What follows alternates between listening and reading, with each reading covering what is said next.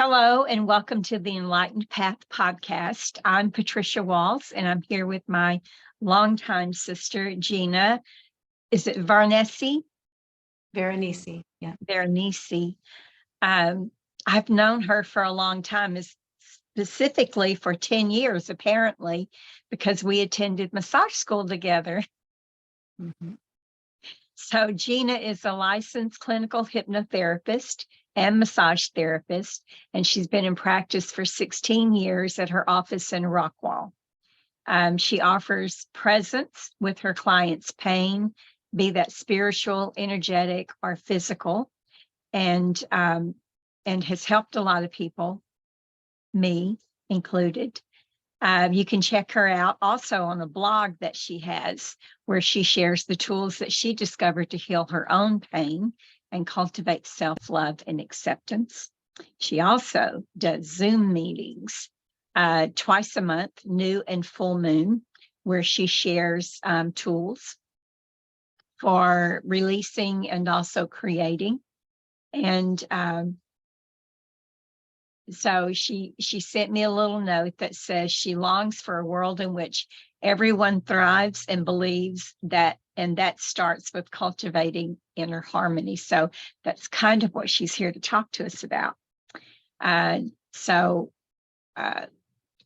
I said, I've known you for a long time, experienced your magic in several categories, both massage and hypnosis. And I'm really glad that you decided to come and share with us. So you were going to talk to us about what is the inner world? What does that mean to you? Is that in relationship to physical or spiritual healing, or what? So what I've discovered in both of the industries, massage and hypnosis, is that emotional pain can become physical pain.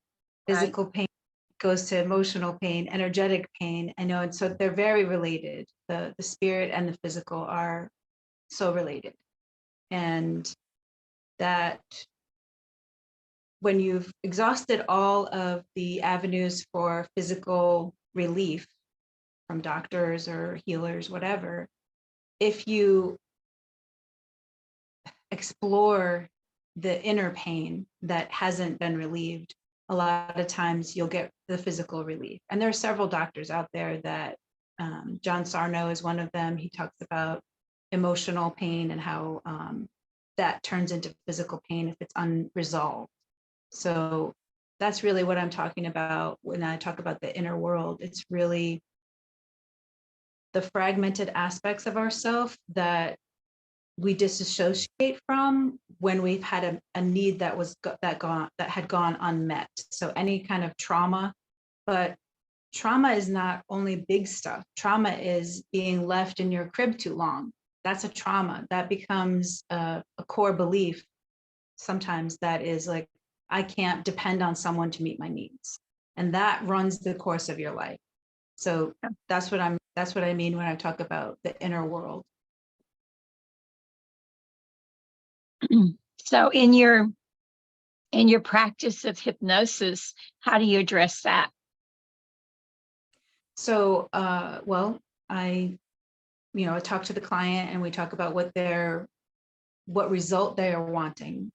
And then we discuss, I use neurographic art to help get into their mind, into the images of their mind. Okay. And so that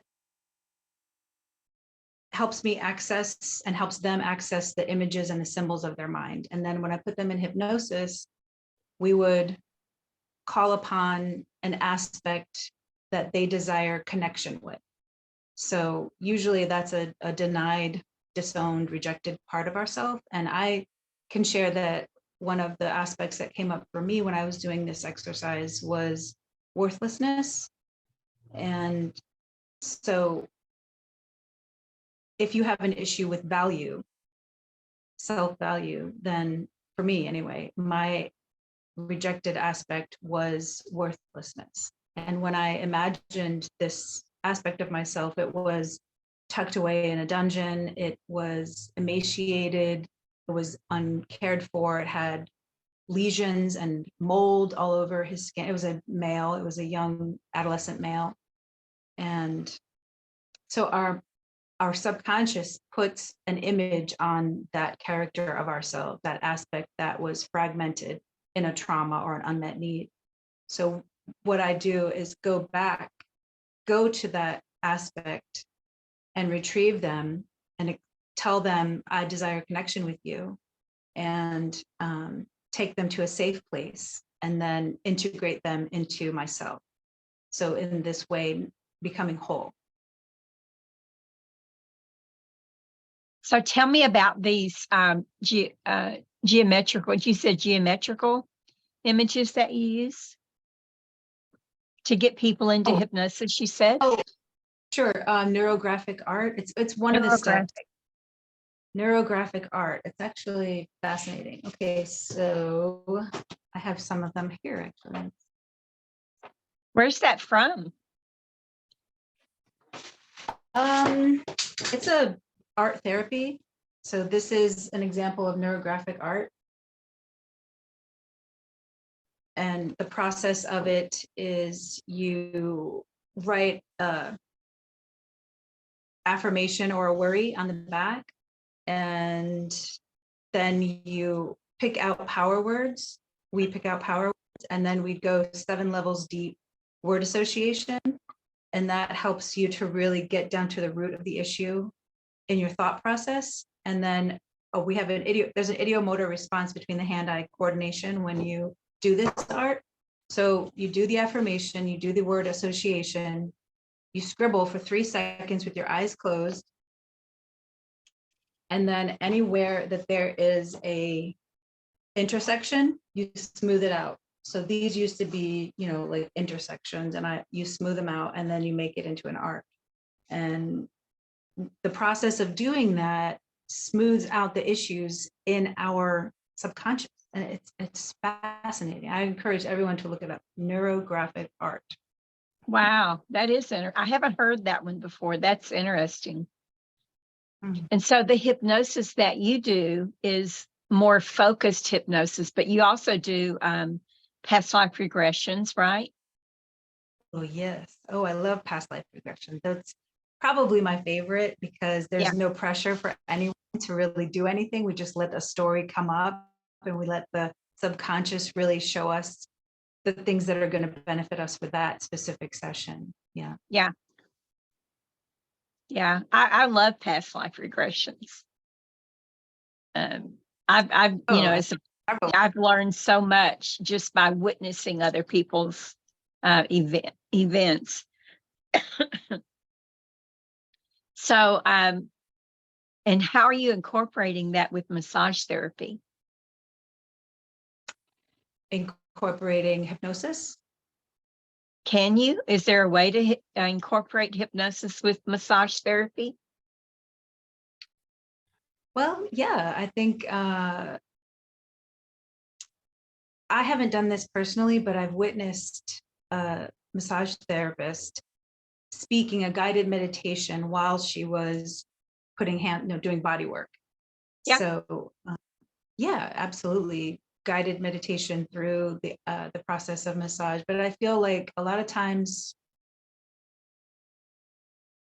when I'm doing massage therapy, I like to, I'm kind of a purist in this way. Like I even change my room around depending on what service I'm providing, because it helps me change my channel of what I'm working with.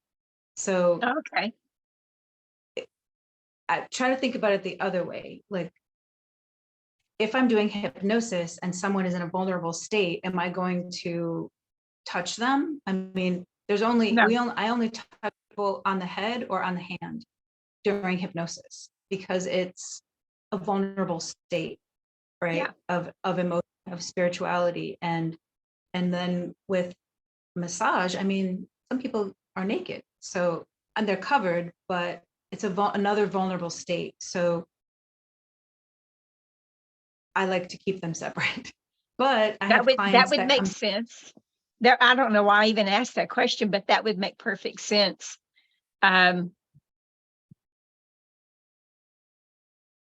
I guess I asked the question um, because in my toolbox, I've just found that they all begin to flow together. Basically, in my hypnosis sessions, the other tools come out as well.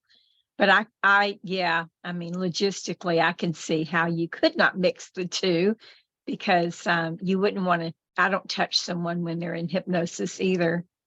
But it does make sense, though, using the guided journey, to get them relaxed, guide them into talking to their own muscles, you know, and telling their muscles to relax. And that part of it I can see. Absolutely. And I do that, the same way that I offer 100% presence in hypnosis, I am 100% present in their pain experience. So, and not necessarily with them, but with the pain. I'm present with the pain. So if you flip it into the hypnosis that we were talking about, I would be present with their denied aspect. If they can't offer the presence to their aspect, I can, as their like facilitator or mediator. And then the same way in massage, I offer the presence to the pain. And I do Ho'oponopono on the pain. I'm here. I love you. Please forgive me. Thank you. Please forgive me. Thank you. I love you. The other one. Oh, I'm sorry. I always forget those steps. Yeah. I'm sorry. I'm sorry. Yeah, there's also I'm sorry. And so that presence that I give to their pain that they're not giving, I mean, they're giving it because I'm now with it and they are the witness of it. So it kind of works the same way. And it's the same way in hypnosis. So, but I feel like it's kind of a separation between church and state, which I don't like. But in these practices, they are necessary. I do believe, obviously, we are one being and we have a spiritual experience and we have a material experience that have to find a balance, right? Maybe that's a new modality. Maybe you're getting me the catalyst of the ideas to somehow blend. Maybe Thai massage is kind of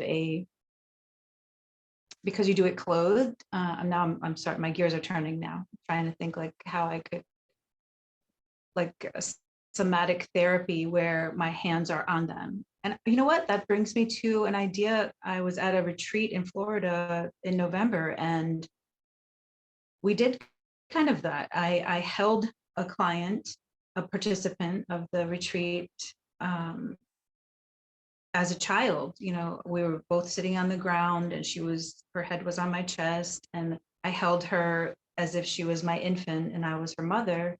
And she was blindfolded, and I asked her, are you ready to walk? Are you ready to run?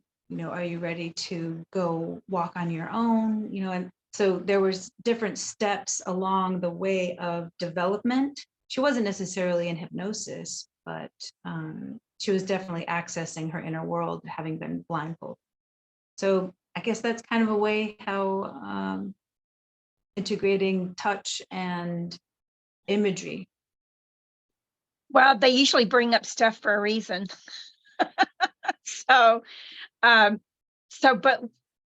in the way of hypnosis, though, like my brand of hypnosis is just simply a light trance, right? Where people are still aware. They're aware of the sounds, they're able to move if they need to. And so I still don't touch them, though, without saying, I'm just going to adjust the microphone, if they've covered up the microphone. But I don't touch them either. Even when they're in distress, I would use other tools like the emo trance, soften wherever you're feeling this, soften and flow, just release it, So, but you're right, I still don't touch them. But there are some modalities where you are fully clothed, and I mean, as far as massage goes, like chair massage, you're fully clothed, you know. And like you said, Thai massage most of the time. So in the way of massage, besides Swedish, what other how do you put that? What other brands of massage do you offer? They're called modalities. Well, I do neuromuscular, which Okay. I feel like is for those of us over 40, 30, I don't know now these days, but it's the best way to relieve pain. I call it deep relief, because that's exactly what it is. And it's very slow. And I don't move the body too much. I know that there's a lot of therapists that do like ortho massage where they're like moving the joint or, you know, things like that. And I don't do much of that. I'm very present in the, like, I call it detailed work. It's detail work, like very present on the specific trigger point. I have a couple of clients that tell me that I'm doing surgery through the skin with my fingers, you know, and that I like that. But See, yeah, I remember being in school with you, and you were one of two people, maybe, but you were definitely one of the only people that I would allow to touch me because you did the deep massage, you know, the heavy, I call it heavy handed, because I really didn't like someone who just did this, you know. mm, They have to get in there, you know, and just really push it and, you know, manipulate the muscles for me to, but that was the one thing that I really enjoyed about your offering of massage is that you really worked with the body, you worked with the muscles, you know, to get them to release. And yeah, so I can see yeah, how how this other variation is how you could be good at that. thank Yeah. you. I appreciate it. Yeah, And what about Reiki? Are you a Reiki master? I'm not. People ask me all the time, but I know I'm doing energy work. Definitely Right, doing energy work. right. And I see, that's the other thing that comes in uh, with massage. Even if you've only had level 1 Reiki, you're still channeling that energy, you know, and that assists the muscles in releasing. And yeah, I definitely have my little rituals that I tap into spirit, and I cleanse the room every time a client comes in and out. And I have my rituals of how I wash my hands in between clients. So I'm not sure if that's part of what Reiki is, but it helps me to be as pure, the word pure comes up with each client. Um, I do like Palo Santo, blessing myself before. I have a spray sage that I use, the essential oils, and like a eau de toilette that I use in the room in between clients. So I'm very aware of the energy. I have several clients that call my office the sanctuary. and see, that's there's so many things that we do that we think everybody does, you know, and that it's normal and natural. But I've always thought it was really important to disconnect from one before you move to the other client. And it's unfortunate that a lot of people don't consider that, you know, they don't consider that necessary. So it's good that you're telling people that you do this, you do offer this, you are very, very present, you know, with what you're doing and how you're doing it. So it's good that you can assure people of that.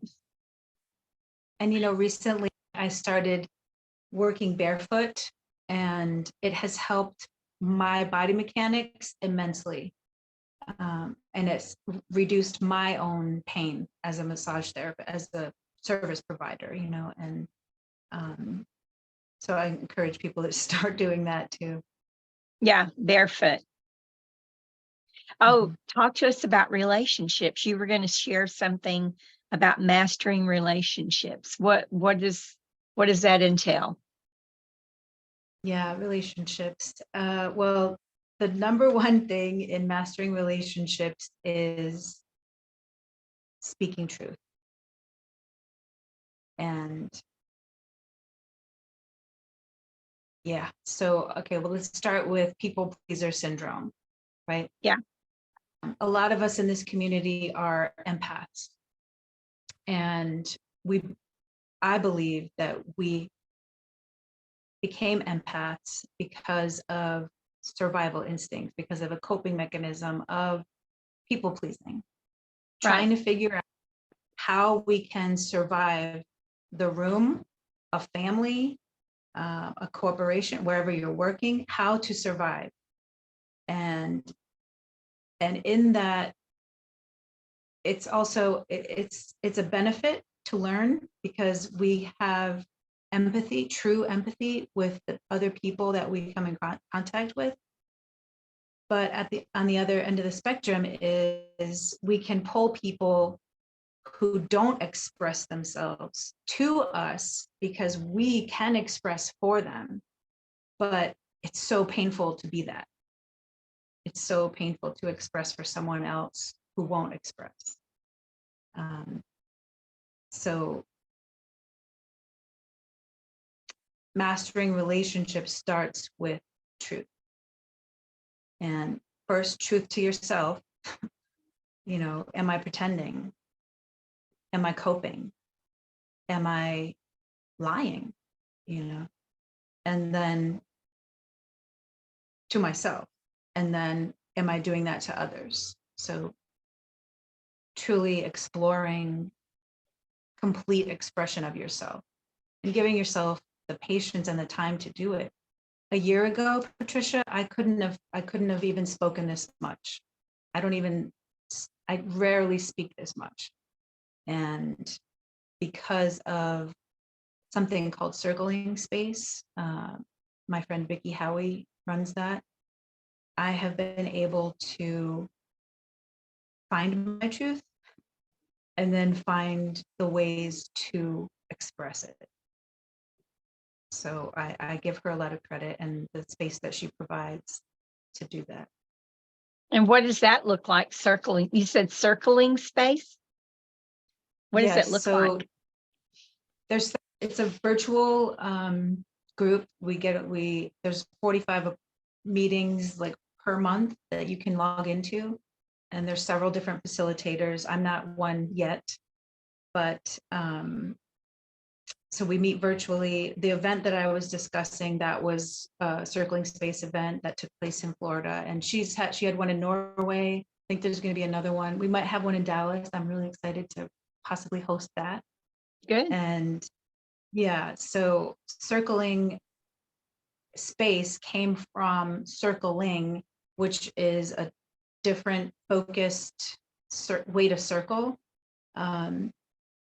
Circling space is more of a feminine energy circling, which in my experience is kinder and more patient. I've experienced both kinds of circling. And I can't say enough about how there's 7 principles, and I probably can't remember them all right now, but the first one is staying in the physical. So you track. It's a lot like emotrance, tracking what's in your body, what's happening in my body. Oh, I'm noticing that my left leg is crossed over my right leg. What is that? What thought does that bring to mind? And then what emotion, and then what thought, depends on the way you track. But for me, it means that my left leg is my feminine side. So I'm feeling more support. No, it's different than that. So right now I'm tracking. I'm feeling safe to expose my feminine strength. Okay. And yeah, so, and that makes me feel empowered. Makes Mhm. me feel, yeah, in a feminine way. That's interesting. So how it looks physically when you all are in the circle is that you are vocalizing how you're feeling, and tracking what you're feeling in relationship to a particular event or thing or word or what. So the retreats are much different than the meetings, the virtual meetings. And the virtual Uh-huh. meetings, we're guided by the facilitator, and a lot of times they'll have a theme. They'll say, "Oh, let's talk about um, fire and desire," and then that's kind of like a seed that they throw out, and then we have to. How does that relate to you? What does that bring up in you? Right. And then we each have time to talk about that. And it's just, it's a fascinating way to communicate. So there's several phrases that we use. I'm assuming, so whenever you need clarity about something, you say, I'm assuming whatever, right? And then, like, I have a compliment for you. And whenever we have a compliment, we have to own it back. So this is a way to relate fully, but that works both ways. When you compliment someone, yes, you own it back, just like me. But when you judge someone, you have to own that back, just like me. And Yeah. that reminds me of Byron Katie's work, Judge Your Neighbor, the work. Uh-huh. Um, so it just feels like it's all so similar, all these modalities that I've gleaned over the course of my lifetime, and they just resonate deeper and deeper. Yeah, there's so much out there. And for me, the old saying, there's nothing new in the universe, right? But it's just that people find different ways to present it because I may not relate to the way she presents it, but I may relate to the way someone else presents it, and so it all serves a purpose. Doesn't matter. Um, there's the old saying too, there's no competition, right? It all serves a purpose of how it can help humanity. And I love that you are still investigating, still researching, still reaching out and searching for other ways to work with yourself and others because um, my motto is never stop learning, you know, Hmm. no matter what it is. I mean, even if you're just taking a cooking class, or anything really, just never stop learning something, and never stop expanding. And so, because it's unfortunate, but um, there are people practicing healing modalities on other people who stay with just one modality. And there's nothing wrong with that. Hopefully they have mastered that one modality and they have just really delved into it and they're considered to be experts in it, right? Because their whole focus is that one modality. But in my multidimensional being, I have to have I have to have more than just one, you know, and I love it when I see somebody else that has more than just one. But That sounds like a compliment. it's always a compliment with you, always. So talk to us about authentic expression. What does that mean for you? So it goes, it resonates with relationships. If you want to master a relationship, you need to be able to express yourself authentically, right? And it's really just noticing when you're not being authentic, and you don't have to judge yourself for it. I mean, there are places that I cannot be myself. I cannot show up in my vulnerable state because I am not safe. And that's Right. okay to notice. And then, okay, in that environment, I can't be as vulnerable as I want to be because I want to live, or I want to further my career, or I want to, whatever. I'm not comfortable letting them see all of me, Right. which is our prerogative, But so authentic expression, there's more than verbal expression. There's how do you dress yourself? How do you live? What's your lifestyle? What do you eat? These are all ways to express yourself. How do you dance? Do you dance? How do you move yourself? And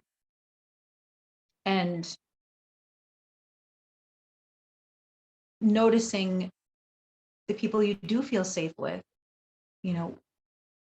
I asked someone a long time ago, who do you feel comfortable expressing all your emotions with? And they, kind of started ticking the people in their life down a list. And they were like, no, no, no, no. And it came down to like one person. Right. It usually is just one person, if one, Yeah. And I actually had this conversation with my son on the way to the airport today. And he said, Mama, you're the only person that I really feel comfortable being my whole self with. Like, Right. whatever I need to say, if I'm going to make a stupid joke, or if I'm going to comment on something, or if I'm going to burp, or if I have a, whatever, everything's okay. Everything is accepted, And what's interesting to me is that our relationship with ourselves is not complete acceptance. It's not. So we really have to start there. Like, my shadows, you have to accept your shadows. You have to accept your limitations. You have to accept your weaknesses.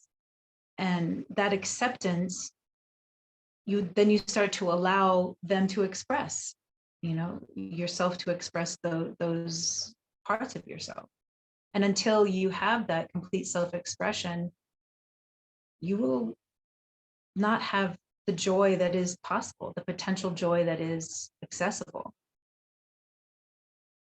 I mean, that's a whole body of work. So I was reflecting when you were saying that, like something on, my understanding of what you just said, something as simple as people who push themselves when they know they should be resting, they're denying themselves. They're not being true to their own needs, right? They're pushing themselves when they should be honoring their body's need to sit and rest. And I mean, so it is expansive when you think about that one thing, being authentic. It's very expansive. Absolutely. Yeah. And it's a practice. And it's not something that we're going to like be able to check off like, oh, I've done it. I express myself now, because we are constantly evolving. We're fluid creatures, and I'm not the same person I was yesterday. So my expression of this Gina right now is different than the Gina from yesterday, or 10 years ago, or 40 years ago, so Right. it's never done. You'll never be done. And we have to accept that. And especially in our like spiritual community, the healing never finishes. It just like spirals down, or it spirals up, and it's just infinite. Yeah, that's funny. I was reflecting. There was a person one time, and I made we're going to call it stupid. I made a comment to her because she was criticizing someone else. And so I just made a comment, and I said, well, you're not perfect either. She just went ballistic on me, ballistic on me, and said, I am perfect. I'm perfectly divine in all of my beingness. And I thought, okay. Mm, but yeah.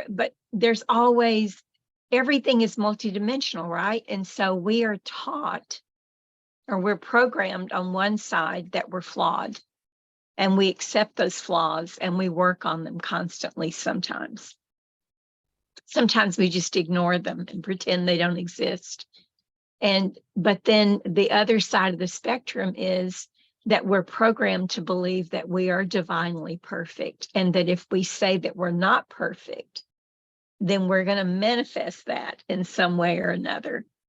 So in the way of manifestation and positive thought, like an affirmation, I guess you would say. So in that way, you would want to see yourself as divinely perfect, right? So that you could become that. But it just hit me funny when she said that. I thought, huh, okay. But, That sounds like yeah. a perfect way to bring in the just like me. So if you criticize someone, you have to back, because that person is showing up as a mirror to yourself, an aspect that you don't want to look at, and they're coming Right. into your reality saying, look at me, and you're like, oh, I don't, whatever that judgment is, that's a mirror. So you need to say, just like me. Right. Right. Yeah. And it's hard. It's really hard to accept our own ugliness, Well, sorry. There's that school of thought too that we are mirrors of each other, right? We are projections of each other, and that we create our own circumstances. Sometimes I've heard that we create our own experiences to mirror us and what we need to heal, right? So if what you need to heal is your woundedness of not being good enough, then you're going to create an experience where you're shown and challenged, challenged to love yourself and reverse that thought of I'm not good enough. And so, I mean, it's just there's no one way. There's all these, like with healing modalities, there's not just one, there's a million of them. And they all serve a purpose, because which one is going to work for you right now, the second, So those are some really good topics. And so your other topic was discussing wholeness. So how would that, and all of this is running together, I know it is all the same, just saying it in different ways, but how about discussing wholeness in relationship, and how you're, I want to say education, but that's not the right word, the things that you have learned to bring wholeness. You want to talk to us about that? Yeah, so there's a quote by Carl Jung, and he said, I would rather be whole than good. And this, especially in the United States, is, given our puritanical ancestry, we want to be seen as good. And because of that, we people please, right? We want to have this facade of, oh, that's a good, she's a good lady, that's a good man, right? Mm-hmm. But are they whole? Wholeness, to me, is more powerful than goodness. And some people may scoff at the word power, but our existence is a negotiation of power or energy. We can call it energy, right?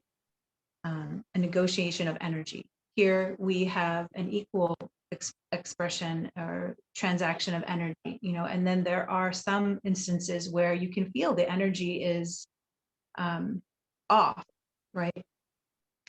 So anyway, that's a whole nother discussion. But when it comes to wholeness, so every time over the course of a lifetime, every time we have an unmet need, that we have to provide for ourselves, we fragment, right? So then there becomes the part of us who has the need, and the part of us that provides it.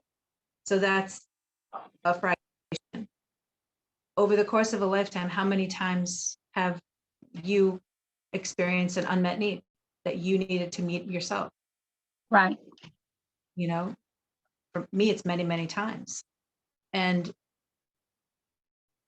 those fragments, if they don't come back to wholeness, they're not processed, right? Those traumas, those little traumas that are not processed, sometimes big, are not processed.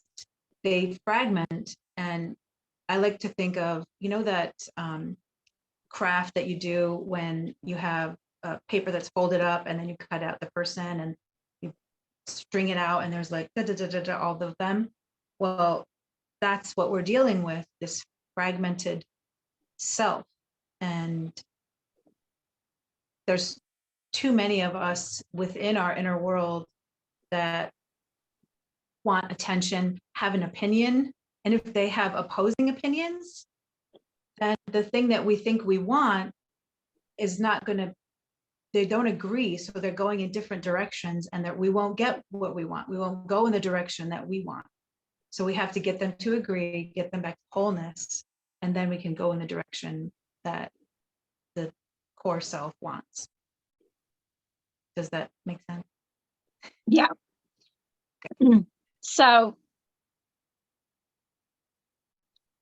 psychology is one thing, but I'm being shown the patterns of where you're going with your learning and your expansion. And it's very much in the pattern of, and this is not a proper word, but the English language, is so damaged. But we're just going to say psychology, right? Where you can use all of these different tools to get a person where they need to be. And sometimes it's the tool of the mirror. Sometimes it's the tool of the voice. Sometimes it's the tool of the body, of, moving the body. And moving doesn't have to be massage, but moving the body, right? And so it seems that this is the direction that you're moving into. Do you feel that? Yeah, I do feel that. I do feel that I am more comfortable in science, possibly, but I live in a spiritual existence most of the time, So Right, but you can incorporate some of that. So like, are you doing groups other than your Zoom? No, I have just kind of got my feet under me, so it's just now growing. Yeah. I can see you doing groups, and I know that your primary practice where you've been all, most of this time has been, a focused soul practice, focusing on one person. But I can totally see you facilitating groups, in these different ways of thinking, these different ways of evaluating self and shifting and clearing and expanding. I could totally see you doing groups with that. You need a bigger Yeah, office space. I do. I'll call that into reality. Yeah, yeah. You're going to need a bigger office space, they said. Yeah. Yeah, I would really just like a ranch. I want to be outside, I want to be under trees. I want to be yeah. under the sky. That's where I want to be. Yeah, that would be wonderful. Mhm. Well, do you have any last things that you want? Did I leave anything out? Is there anything else that comes to mind that you would want to share while we're here? I don't really, just I feel like a lot of gratitude, and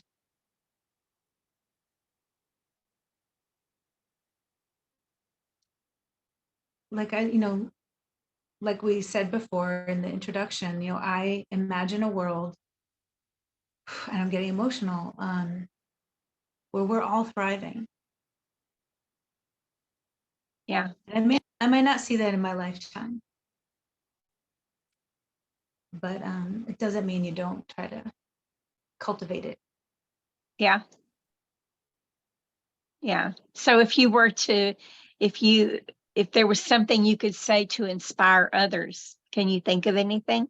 I know you have a lot of things, but right now, off the top of your brain, could you think of something to inspire others? So I'm seeing the seed of life and the flower of life, and Mhm. how,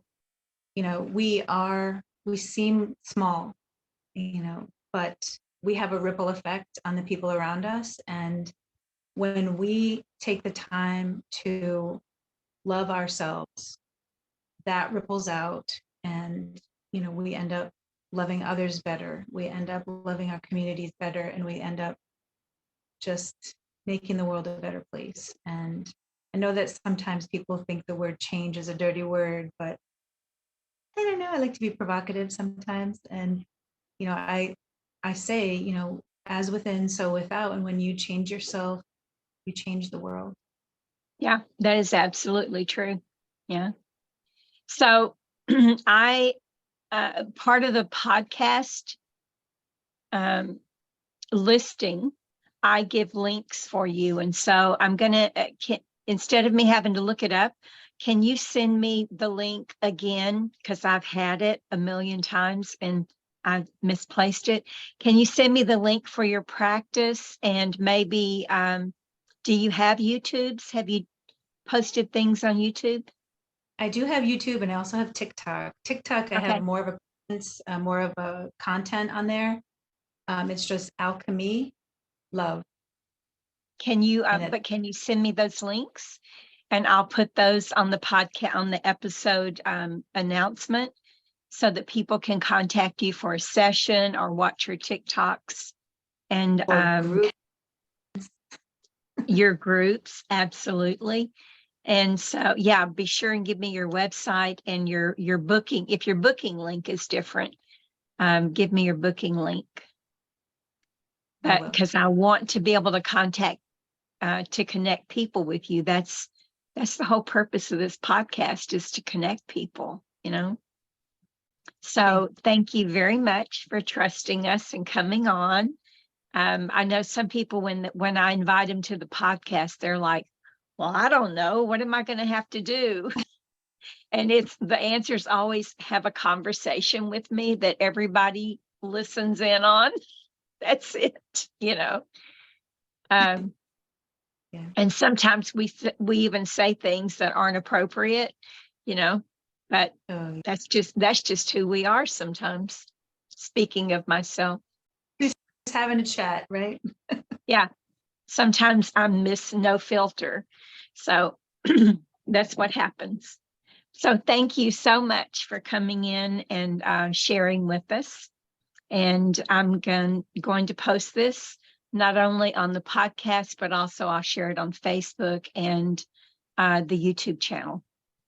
Thank you, Patricia. And I'll send you the download so that you can share it wherever, if you want to share it somewhere. You'll have a copy of the recording. Absolutely. Thank you. Okay, so I'm gonna stop the recording, and then we'll hang up. So don't hang up yet. Okay.